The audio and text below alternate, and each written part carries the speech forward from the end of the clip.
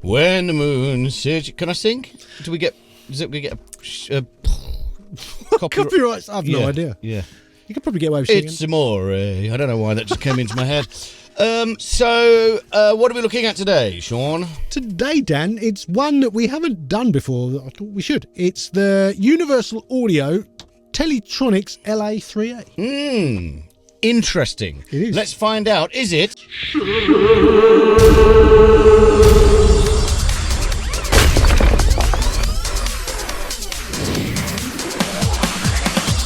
Dun, dun, dun, dun, dun, dun, dun, dun, dun, dun, dun, dun. You haven't got to put that on now. Look, I'll just save you some time editing. Thanks. Welcome. This is obviously a compressor. Do you want to take us through the four obvious features? There's not a lot going on with the LA3A, but there's a lot going on with the LA3A. Ah. So, for those that don't know... That's quite a lot of writing for you. That is quite a lot of my writing for me. Yeah, easy for you to say. So, LA3A, made by Teletronics, who also made, back in the day, the LA2A, and Universal Audio also made the 1176. So what's the LA3A? Why is, what's the difference between it? Obviously, we know the LA2A is optical tube compressor, and the 1176 is effect compressor using solid state components. This is kind of like the weird brother in between the two. I've got one of those. I think I am the weird brother. He's watching this right now as well. Hi, Tom. Hey, Tom. How you doing? You calling him the weird brother in between the two? He knows he is. It's fine. Well, then, if he's an LA3A, he's sorted. He'll be pleased with that. I should mention, I've got two weird brothers. LA3A clones over there. I've only got one brother. Okay, sorry. He's not that weird. No, all right. I think I'm the weird one. Yeah, well... It's up for debate, let's be fair. Come on, because otherwise people will click through because we're not reviewing a plug-in, we're chatting. We're trying. We're trying. So, the LA3A, it's still an optical compressor, but it doesn't use a tube for the compression circuit anymore. It's done with solid state. So, it's kind of like a mix between the 1176 and the LA2A. It's faster than the LA2A. So, it's got that grabbiness that the 1176 has, but it has that kind of smooth sound that the LA2A has. So, it's kind of like the best of both. There's a lot of people that would use this for vocals, bass. I've used it for all kinds of different things. I have a pair rigged up in stereo. I quite often use it as my guitar bus. But as Dan pointed out, a mix I played to him not that long ago, I stuck the vocal through a stereo pair.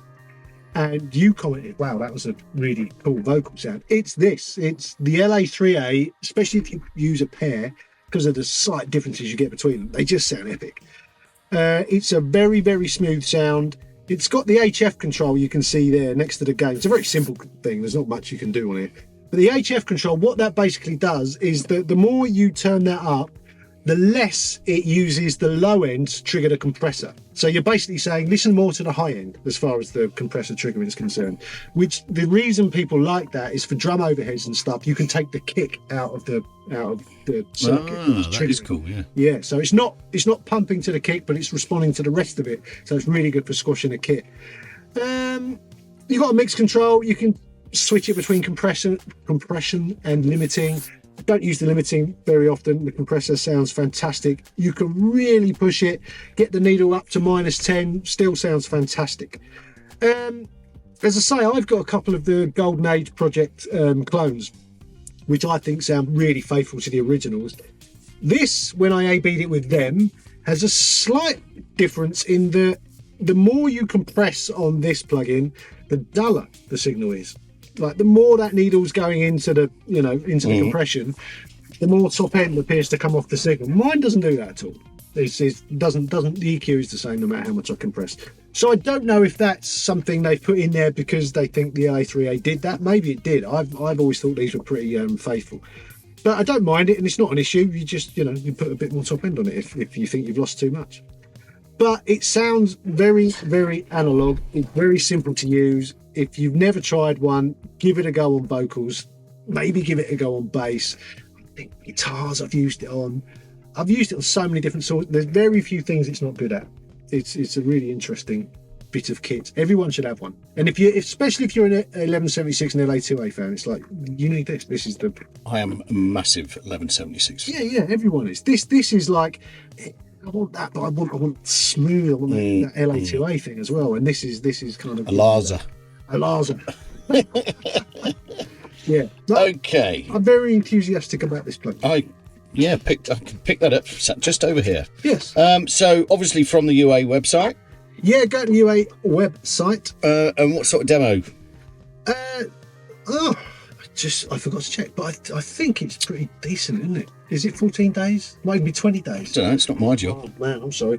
I'm very sorry for you. You have to go on the screen any second now. You will not suffer not knowing that. Thou shalt not suffer. No, I shall put it on the screen right now. Please tell me you've written down how much it costs. I have, yes. Yes. Can you read it without your glasses? I can. Good. How much is it? Normally £199. Fucking hell. Yeah, that's a chunk.